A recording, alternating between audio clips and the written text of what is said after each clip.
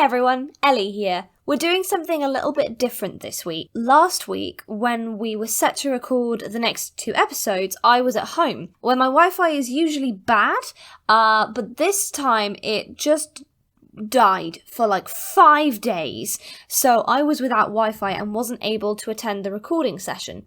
However, Am, the queen she is, stepped up and literally produced a one-shot in the space of 24 hours, and so that is what we have for you today. It's a The Witch is Dead one-shot, although it's going to be a 2-shot the next 2 episodes, and I'm glad we've had the chance to show off some of our players' DMing chops. So sorry you won't hear my dulcet tones this week, but we have a really cool, fun little episode for you today. Also, as if the lack of Wi-Fi was not enough, Am also had a bit of a glitch with her microphone and so had to record with a different microphone.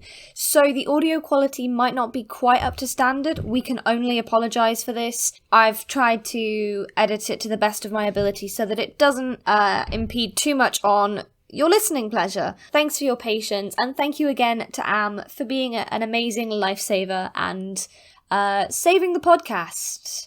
3 cheers for Am. Woo!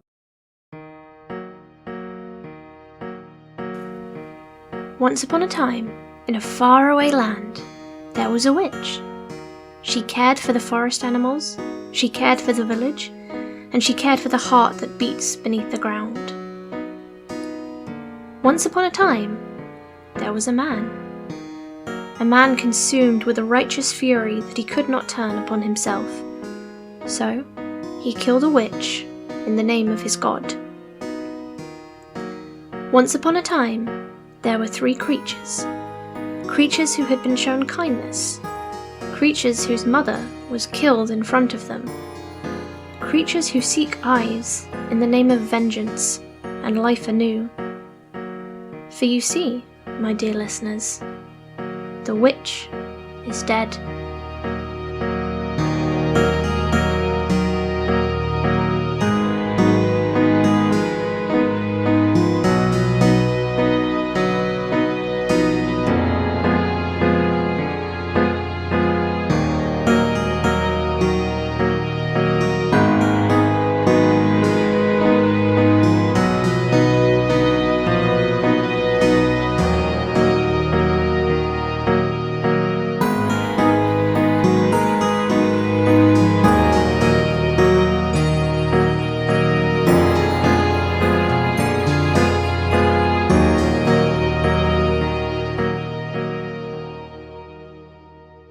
Welcome to Deck of Many Aces, an actual play podcast with actual asexuals!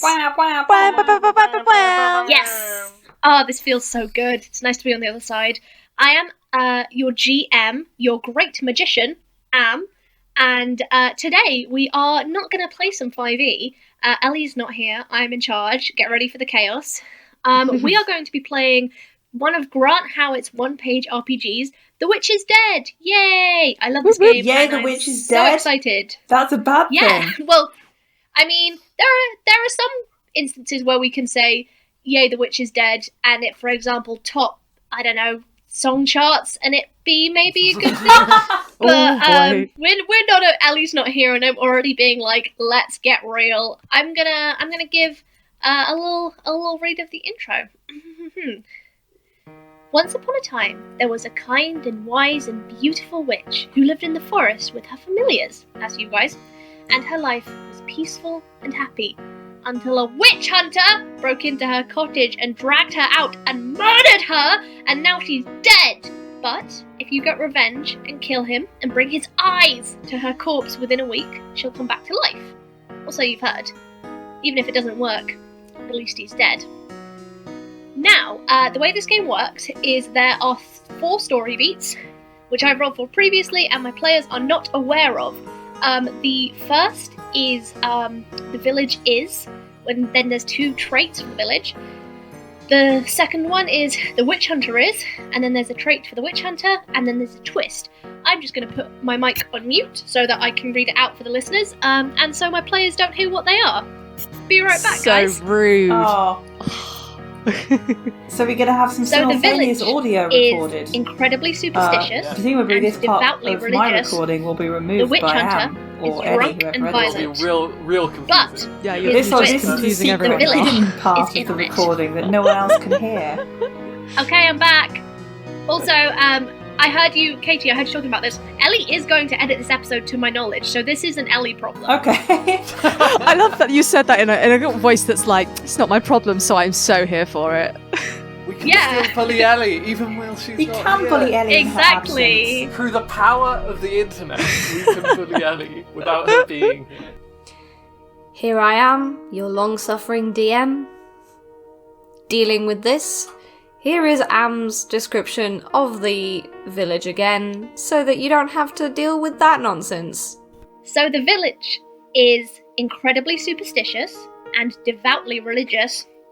The witch hunter is drunk and violent. But here's the twist. The village is in on it. So let's meet our cute woodland animals. So it's a cute woodland animal. You have 4 traits, and your numbers for these traits depend on what creature you roll, essentially. So there's clever, fierce, sly, and quick. And then you also know a spell that the witch has taught you. So we're going to do as we always do, go in alphabetical order. Chloe, can you roll me a d10, please, to see what creature you are? I can indeed. And also introduce yourself and your pronouns. I did just call you Chloe, so I think they know. Hello, if you didn't know already, my name is Chloe, and I use she, her pronouns, and I have rolled, 2 1s. So you are a fox. Ooh. Very Your nice. clever is 2. Oh, I haven't got my pencil to hand. Hang on. You good? Yep. Your fierce is 2. Your sly is 1. Lovely. And your quick is 1. Okay. So the way that works mechanically is if you try to do something, you're going to roll a d10 and then add whatever number is related to the trait. Okay. So, like a skill check would be in D&D, but it's D10 instead of D20, essentially. Yeah.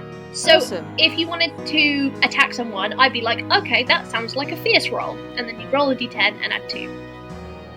Cool. And your spell, by the way, is Unseen Hand. Ooh. Did you say unseen hand?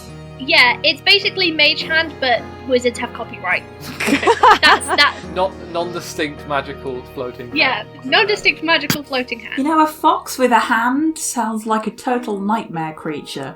You know what I mean?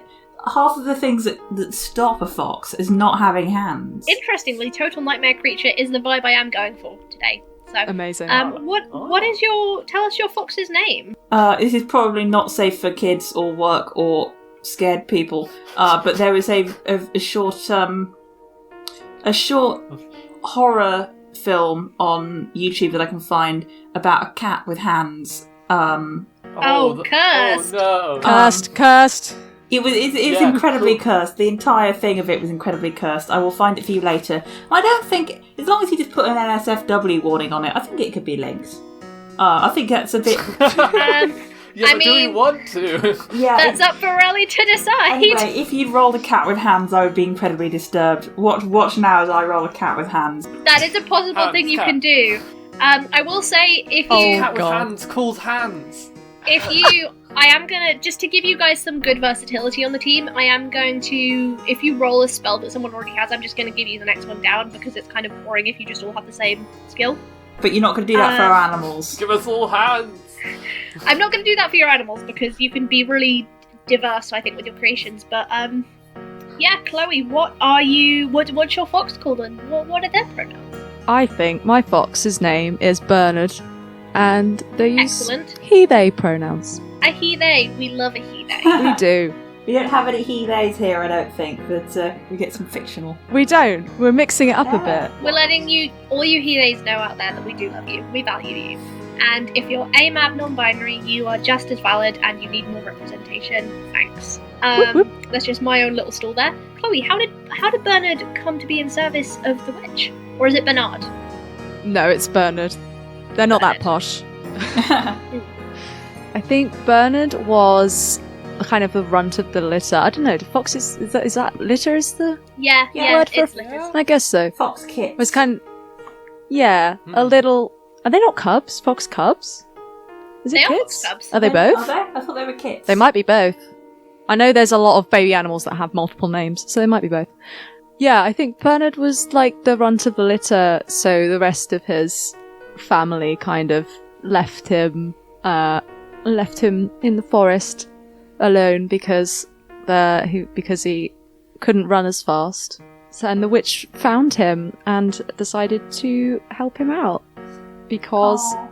she's nice like that. Very good. Yeah, I imagine as someone who the witch taught Unseen Hand, you run a lot of errands for the witch. Her name's Cal. Yes.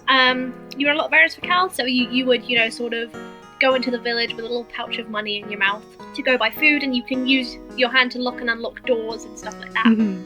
And it doesn't matter that Bernard can't run very fast because it's just an errand.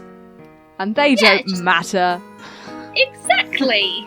Errands are easy. Errands are If I fun. was a shopkeeper and a little fox came and gave me money, I would be very charmed. Also wildly confused. Man, when you hear about this thing called Animal Crossing, you're gonna lose your mind. Yeah. With that very enigmatic laugh, Eiriol, would you like to roll me 2d10s? Yes, I would love to. Thanks, Queen. So that is an 8 and a 3. An 8 and a 3. Oh, I was so hoping you would get this. Oh no. Is it a cat with hands? You are a crow. You're a crow, Oh, which is one of my yeah, favourite woodland yes, animals. yes. So you I have. thought you were going to say, like, you're just a normal person. Oh my god, I wish. So you have clever 2, fierce 1, sly 2, and quick 1. And your spell that Cal taught you is speak human. Oh, yes. Oh, A talking crow. Oh yes. that's going to be fun. That's going to be a fun one. So Eiriol is the face of the party after having a regular character with -2 charisma.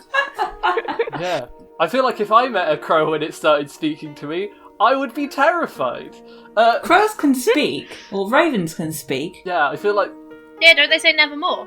No, like in real life, ravens can speak. A little bit like, not as well as Like parrots? not as well as parrots, but they can kind of, ravens can kind of do the mimicry thing like parrots. YouTube it, it's a whole thing. I'm disturbed by this now. Katie's out here with the recommendations today. So Eiriol, tell us They about your crow. Should I do pronouns and stuff as well? Yeah, name, pronouns, and how they know the witch. Oh, of me as well. Oh yes, and Oh, you. yeah, who You're are a you? person. I'm Eiriol. I use she/they pronouns. And who is this crow? Oh dear, I'm so bad at coming at things on the spot like this. I believe in you. Do you want us to wait and do me and you can think of something? No, I'll come up with something. It'll just be potentially wild. I think their name is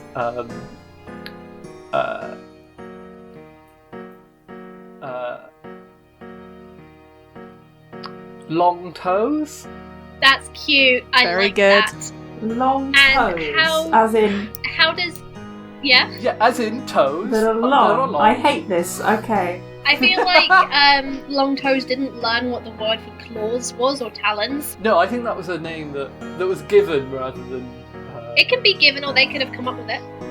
I think it was given, and I think they're in service to the witch, as I think they pick sort of berries and things from the trees and the bushes and stuff, and bring them back. Various berries and flowers and things like that. They pick them and carried them back to the witch before they would be brutally murdered. And Before, does not after. Long Toes uses they pronouns? Yes.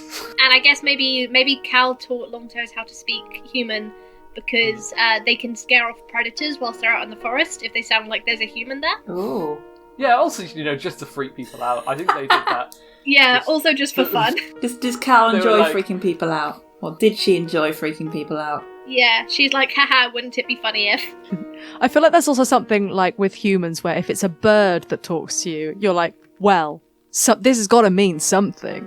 Birds and dogs. Yeah. In fiction, at least. Obviously, I have never had this happen in real life. If you have, let us know, because I want to know. That sounds. Chloe, you got something to share? I'd be way more disturbed by a dog talking to me than a bird. There's precedent for birds mimicking. There's no precedent for dogs talking to you. Yeah, but you get a lot of talking dogs in fiction, so everyone's like, this is That's normal. true. Katie, may we find out about your little friend? Hi, I'm Katie, and I use she, her, or they, them pronouns, and I'm about to roll my dice for my character. Drum roll! That's a 2 and a 3. I'm not kidding. Can you reroll your second dice? But your first one is a cat. Does it? Cat hands. Was 3 hands? Was 3 hands? No, 3 is speak human, which Eiriol already has. 4. 4, okay. Oh, you got my favourite spell, yay. So a cat stats, Yep. is clever 0, Yep. fierce 1, sly 3, quick 2. 0, 1, 3, 2. And Yeah. what's the spell? And your spell is lock, unlock / open close. And just to give you an idea of why this is my favourite spell, the first time I ran this game, one of my players got that spell, and they're running from some villagers, and he goes, so, like, what are the bounds of my spell? And I'm kind of like, well, what do you mean? And he says, well, I want to open this person's ribcage. So I can do anything that comes kind of in the boundaries of lock, unlock, open, close. Yeah. Okay. The reason why I enjoyed this game is because I'm basically if we were in person, I'm a very amicable GM. So if you bring me, like, snacks, generally I'll let you do whatever you want within the bounds of the rules. I can be bribed, I'm not ashamed to admit it. I would bring you snacks, but over the internet, that's quite hard. Yeah, Yeah, If we you can make have some- the promise of snacks, but... I'll send you my address. But yeah, if something sounds cool and it's plausible and makes sense, convince me. That's your challenge for today. Thinking about the behaviour of my own cat, a cat that could unlock doors sounds like an absolute nightmare. Definitely. Yeah, we're creating some real eldritch horrors here. But name, pronouns, and how does your kitty know Cal? This cat is appropriately a black cat. Very good. He is black, he is a bit of a troublemaker, and his name is Oi, as in, Oi, you! Yes. And his pronouns are he and him, I suppose, although he is a cat. His pronouns are kitty cat. Yes. And he didn't exactly turn up one day and start to cause problems on purpose, but he also didn't not do that. This is how you and Eiriol came into my life. And I appreciate it. Hey, I don't think I've been causing problems on purpose. You haven't caused me personally problems on purpose, but you have the spirit, and that's what matters. Thank you. Being told I have the spirit of a goose is perfect. If you guys are ready, we can begin our adventure. 20 minutes into the recording, yeah. You are welcome. Do Oh, it! wild. Oh, can you tell us can you explain how to use stats as well? What the different ones mean? So, there are examples given for each stat on one page, which I will read out. But much like your spells, essentially, we are going by reasonable understanding and convince me. So, clever is interact with humans, understand them, basically work things out. Okay. Fierce is a very offensive role. So it's scare, drag, push, carry, bite, scratch, a lot of physical stuff. Sly is sneak, steal, hide. Quick is outpace, climb, evade. So my cat is good at sneakery and bad at figuring out what this weird thing in the human house is. Yeah. Well, all cats think humans are just big cats. So Yeah. This is true. what is this weird hairless cat doing? But yeah, so if something's in the middle of like sly and quick, for example, and you have one score better than the other, make your case to me as why I should give it to you with a good stat, basically. Mm-hmm. But if you guys are ready, we can begin. Yeah?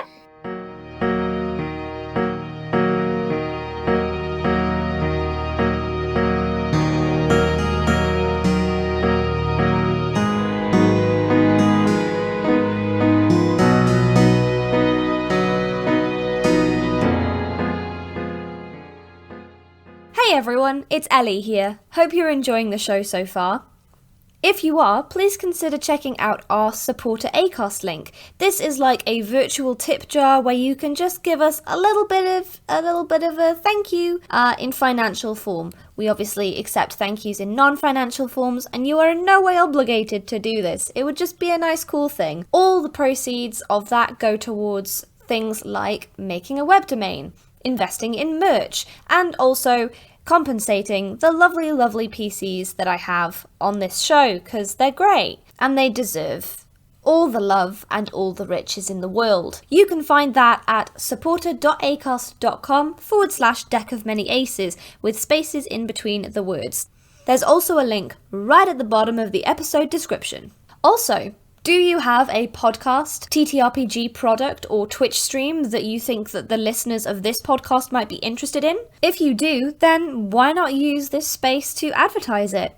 If you're interested in advertising your product here, get in contact with us at deckofmanyaces@gmail.com. Enjoy the rest of the show!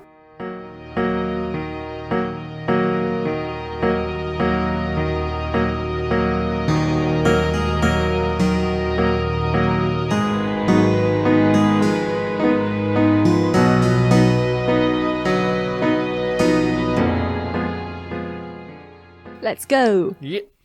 Give me a second to cough. We'll fix it in post. We'll auto-tune the cough. Yeah, we'll make a song out of it. I've literally just realised, like, what music are we going to use? And then my brain's just gone, well, you'll have to just write loads more music. That's fine. You could just... I probably got... Wow, someone's going to have real difficulty to figure out this music. Oh wait, that's me. Yeah. Oh, it's a classic DM thing of, what's the NPC going to say? Oh, I'm controlling the NPC. I've definitely, like, got music that would fit, but my brain's like, but it's different, so why don't you write more? We Anyway. begin our adventure in the woods outside the village of Eiriol. Eiriol is a small village nestled sort of in the bounds of some hills, a large lush forest and a beautiful winding river. The town there have always been followers of the goddess Eiriol, who is the goddess of the cycle of life and death. They've been relatively peaceful for as long as you've lived with Cal, you've interacted with them, but they do seem quite religious. There's lots of statues and miniatures of this goddess sort of everywhere throughout the village. There are 2 chapels, despite the population only being about 500 people. But, you know, it's relatively peaceful. Cal, or Callista Redcheek, as she was known to the villagers, is a small halfling woman who has been healing the townsfolk for several years now, or for as long as any of you have known her. Everything seemed peaceful until one day, a man who you had seen before returned, dragged her from her space, and brutally killed her in front of the 3 of you. You are now sitting by her body as the night begins to fall. You have heard previously that perhaps if you can find the eyes of the man who killed her to her corpse, then she may come back to life. The moon rises, the stars are twinkling, and night has descended. What would you like to do? Everyone's silent. Can I ask OC a question that I should have asked before? Can our characters speak to each other? Good point. Yes, your characters can speak to each other. Okay. You speak animal. You know that spell, Speak with Animals? Where you speak with animals? Yeah. This is what the animals are speaking when you speak with animals. Okay. Is it what you speak when you speak with animals as well? Maybe. Sure. Well, I guess we should look around and like try and see if we can find any like tracks or like direction that the hunter might have gone. Yeah, I think it's Longtoes. God, I can't believe I named a character Longtoes. Do you want to edit that back? No, I'm down. I just looked over my thing and saw the name Longtoes, and caught me. I think Longtoes said, I can fly around, have a look to see whether they have left anything in their wake, any tracks or anything else, and we'll take off into the sky to have a look for whatever they can find. As Longtoes leaves, Oi says, "You should peck his face off." I will try. Cool. Can you roll me okay, first roll of the game as well? This is something I do a little differently as a GM. Is Eiriol, would you please roll me a clever, as it's the first roll of the game? I'm gonna give you advantage. Oh yeah, baby. So that's 2d10, take the higher, add your clever. Is a 0 a 10? Yes. Oh, it's a crit success. Brilliant. Amazing. Yeah, and 10 plus 2, 12. Haha. So you see, at first, the forest before you is like just a dark sea with the leaves rustling and waving. But as you focus your gaze, a small prick of fire illuminates the darkness. It moves towards the village. Stop laughing. It moves towards the village. It moves towards the cozy lights of the village, and you see far ahead of you, moving faster than you ever could, is the torch and a figure on a horse riding into the town. Was the man who killed our witch on a horse, or did he walk? He walked up to the house and like dragged her out, but it's reasonable for like you to assume that it's quite a long journey, or not a super long journey, but it's a bit of a journey into the town, so you would assume that it was probably him. With your nap success, I'm like, yes, it's him. Okay, cool. They fly down and they say, "I've seen a small prick." Technically off-com permissible. You meant the fire, so it's okay. Yeah. What other meaning? I guess they kind of start to guide them in the direction of the town, moving towards the glowing lights. As you guys move towards the town, I'm going to explain a little bit more of the rules that I did forget to leave out, which I'm sorry about. Okay. Which is, if you perform a dangerous task, you gain a point of danger. So if you fail to roll equal to or under your danger, you're going to basically be incapacitated. You're going to be incapacitated in some way. You're going to be killed, you're going to be trapped, you're going to be lost, you're going to be captured. Using magic is always dangerous, so if you use magic, you will gain a point of danger. Okay. Eiriol, you were going to say something, or rather, Longtoes was going to say something. No, I think they're just going to guide them to the water thing, saying they went this way into the town. We should follow him and find out where he's going to stay, and then we can do horrible things to him. Well, we better get there quick. Don't want him running off. Who's the quickest? Probably Longtoes. What's Longtoes' quick score? Only one. Oh. Actually, Oi is the quickest. 2. Mm-hmm. Oi, once told the direction of the man, is going to start running off with his fast cat zooming technique in the direction of the village, which he has... His eyes suddenly get massive. Initiate zoomies. Yeah, initiates zoomies are initiated, but it's zoomies for justice. He knows the way to the village because he goes there sometimes to beg for scraps and steal fish heads and open doors and then close the doors again and then open the doors again and then close the doors again. Decide if he wants to go out or not. No, don't want to, but I'll open the door again just to check. Nope, close it again. So are you waiting for your companions, or are you going to run ahead of them? Unless told to wait, he is not going to wait. Okay, can you give yourself your first point of danger, because you are running into a dark forest at night by yourself? But I'm fast and clever. Well, I'm not clever, but you know. Then the danger shouldn't be a problem. Yeah. Cats have 9 lives, it's fine. I don't think mechanically I have that advantage, unfortunately. That's up for me to decide. Cool, so you head out. Bernard will follow, but as fast as his little legs will carry him. Okay, so you guys head out into the forest. It is very dark, but very loud. I don't know if you guys are familiar. I mean, I think Eiriol and Katie, you guys will be, but the countryside at night, when it should be quiet, is just one of the loudest places to be, because half the population of this forest is now awake. Owls are hooting and flying overhead. You can hear, it's a summer's evening, so you can hear some crickets and cicadas making a ruckus. But you guys continue through the forest, and after an hour or so, eventually find yourself at the edge of the village. Is there anything you would like to do on your journey, or are you going to arrive there? I guess I would like to kind of keep an eye out, sort of sniff around a bit, just to see if like there's any clue that the hunter actually went like a different way or something like that, but not so much to slow us down, because obviously I'm slower than Oi anyway. Yeah. So just like a little being aware. Yeah. The way I'll deal with that is I'll make the DC a little bit more difficult, because you're not paying loads of close attention. So I am amenable to you either rolling clever or sly. Yeah, I'll do clever, because I am more clever. Okay. That is a 6. A 6?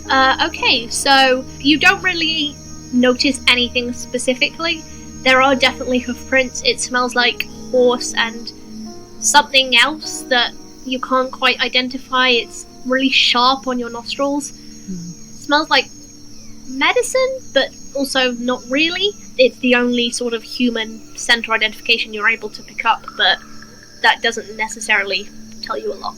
Cool. Like bad medicine or good medicine? Well, now that... But Bernard, you pointed out to the others? Yeah. Okay, well then I will let you both, if either of you'd like to, roll another clever check to see if you can identify the smell. Oi doesn't really care about human smells, unless they're food smells. Okie dokie. Katie really playing into the cat here. It's so This is perfect. why I'm so glad Katie got the cat and Eiriol got the crow, because that's just who they are as people. That's just who they are. Would you say you're a fox, Chloe? I mean, I like foxes. Wouldn't say I am one, but I like them. I think you'd fit the hare best out of what's on the list. Oh yeah. Eiriol, what did you get? 2 plus 2, which is 4. For smells, it's a weird smell because it's something that you associate with Cal's healing, but also you've smelt it on her breath when she's been sitting outside in the woods. You've smelt it on various humans who have come in the dead of night, tired and wobbling, but you can... It's familiar to you, but you can't identify its purpose. Okay.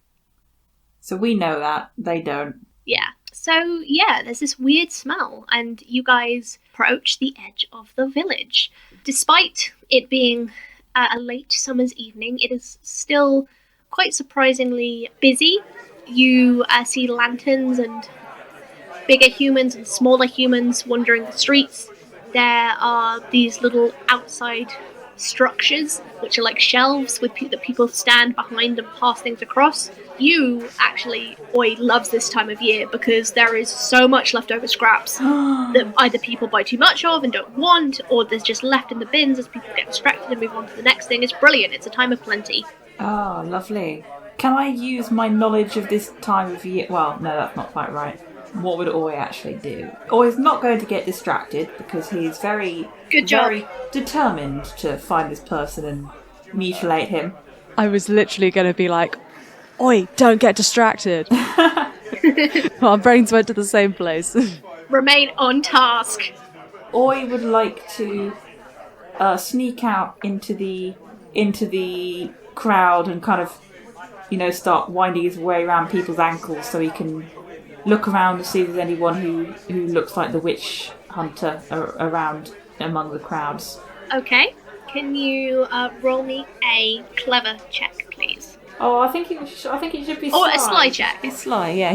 Then, you know what? Yeah, I think that's fair. I'll give you a sly check. Because you're sneaking. He's sneaking about. He doesn't know what's going on. He's just looking for this one person. Is 1d10 then? You guys are very lucky that you got animals who exist in urban spaces as well as wood spaces, because I've played this game before with people who got more woodlandy creatures, like rats and stuff, and toads, which is like, if you saw them in the middle of a town, you'd be like, why is that here? And it made things a lot harder for them. But you guys are like a cat, a crow, and a fox, which is a lot of people wouldn't really bat an eyelid. Half the people in this town probably already know this cat and have already thrown shoes at him. Yeah. So I'm rolling 1d10 and adding my sly. Yes, you are. That's an 8 plus 3. An 8 plus 3. Cool, yeah. So you managed to worm your way through the crowd. The smell of food, of fried fish from the river, of roasting onions entices you one way, but you stay on task and you pick up that very tart, clinical almost smell again, and it leads you to a structure that is near the town square.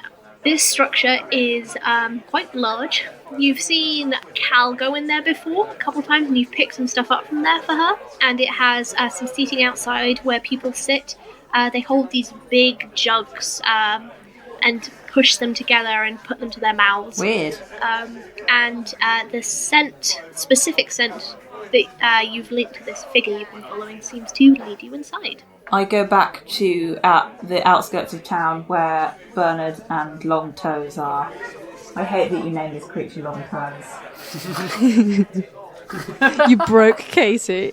You're gonna have to look Ellie, well, not look Ellie in the face, but you're gonna have to tell Ellie that you named your woodland creature Long Toes. No, I'm actually seeing Ellie tomorrow, so I can look her in the face and say, yes, we played a game. I named my character Long Toes. She was talking about how excited she is to edit this and it'll be the first time she hears it. Yes. Don't tell her. Leave it a surprise.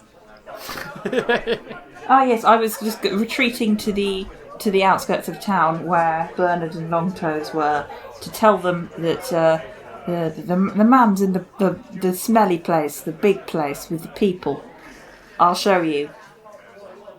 The smell like the smell we've been smelling on the way here? Yes, the human smell, the nasty one. Ah. Yes, that definitely sounds like him. It's nasty, so of course it is. We should go there. Bernard's just gonna head off. So how sneaky are you guys being as you make your way towards this place? Because a cat wandering through a town on their own isn't too noticeable, apart from the occasional teenager that goes pss, pss, pss, pss, pss, pss. There's probably other cats running around the town. But a cat being followed closely by both a fox and a crow is a little bit noticeable. So are you guys going to travel together? Are you going to travel separately? What is the plan? Bernard would just, try and stick to the shadows, kind of, slinking past. I don't think they're particularly, waiting for the others. I think they're just going to go and do the fox thing. Okay, cool. I think Longtoes is probably going to fly there rather than waddling along, because I feel like that would draw a lot more attention. It's why is that crow just walking through the streets? That's the. I was picturing you riding on the back of one of the others, but that is, you know what? That's better. Oh yeah, that's the only other option. I like the idea of a little crow toddling way better. So you guys, can everyone mark me another point of danger? Because actually, no, not just Longtoes and Bernard, because you guys are more wild animals, and you're travelling to this location which you haven't been to really before by yourself. So we just add 1 point of danger. Okay. Yeah. So everyone should have 1 point of danger at the moment, and if you roll equal to or under that, you're going to be incapacitated unless someone else chooses to help you, essentially. So you guys approach this pub. Can all of you just roll me a d10 and tell me what number you get? Oh boy. 6. 6. 5. 2. 2. Okay, Chloe, you got the highest. So, I'm going to say you all arrive at the pub from different angles. Does any... Actually, no, none of you could read, never mind. I was going to come up with a cute, clever pub name, but it's fine. I'll do it in the intro of the next episode. As you guys arrive at this pub, you each approach from different angles. Longtoes lands on the roof, can see into one of the upper rooms of the tavern's bedrooms. There's no one appears to be in, the window's slightly open. Oi wanders, tail slinking right through the front door, as most cats do, receives a little pat on the head from an absent-minded young woman who nudges some chicken off her plate onto the floor for you. Nom nom nom nom nom nom nom. Bernard, as foxes are wont to do, approaches from a side alley, hopping up onto a large bin to peer through the kitchen window. In this kitchen, you do see a cook sort of running between stations, but in the corner you also see a familiar man and a familiar scent. Mm-hmm. He's sitting next to another figure with pointed ears and a white robe, and they're talking very, very fervently. The man reaches in his bag and pulls something out, and you see the wand and seal of Cal. He has blood on his hands, and he has anger in his eyes. He's holding out his hand, thrusting it out for something to be put in. You don't know quite what, but you can smell Cal's blood. Oh no! Oh my goodness!